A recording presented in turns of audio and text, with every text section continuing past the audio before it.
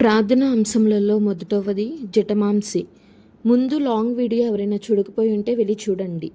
జటమాంసి అంటే యాచన లేక మనవి.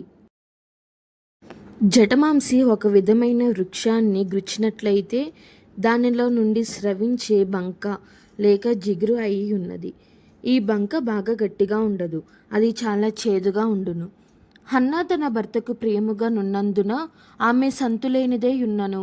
ఆమె తన జీవితంలో యాచన గాని ప్రార్థన గాని లేనిదై ఉండెను.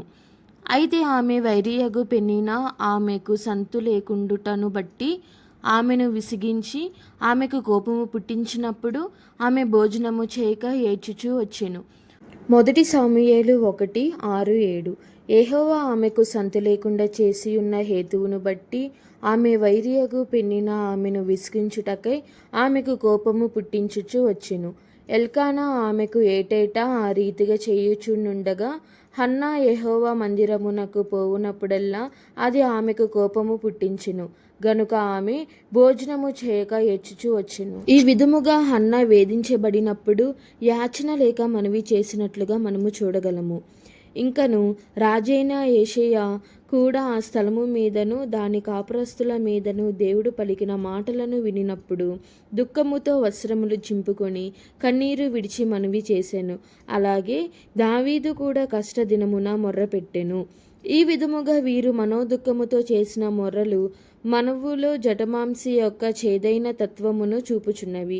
జటమాంసి ఎలాగూ కఠినముగా ఉండదో అలాగే యాచించినప్పుడు మొరపెట్టినప్పుడు మనము దేవుని యొద్ద బలవంతముగా అడగలేము.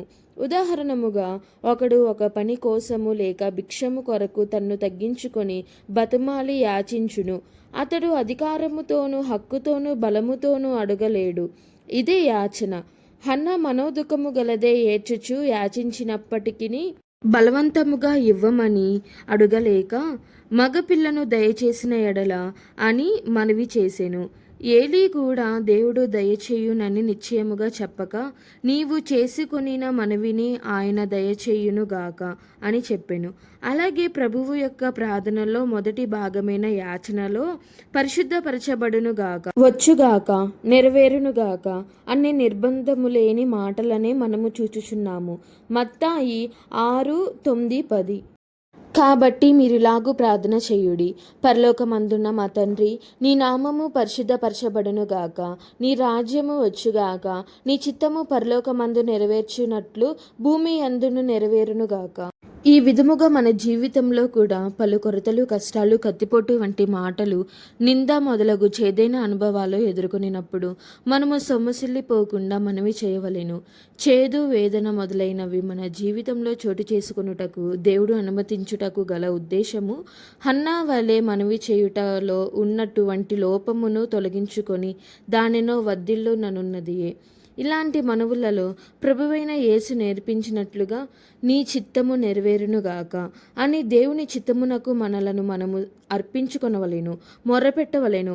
అలాగూ దేవుని చిత్తమునకు అప్పగించుకొని మనవి చేసినట్లయితే మన మనోదుఖము తీరి సంతోషము కలుగును. ఆమేన్. నెక్స్ట్ టాపిక్ గోపీచందనము అంటే ప్రార్థన. దీని గురించి నెక్స్ట్ వీడియోలో తెలుసుకుందాం. Do subscribe.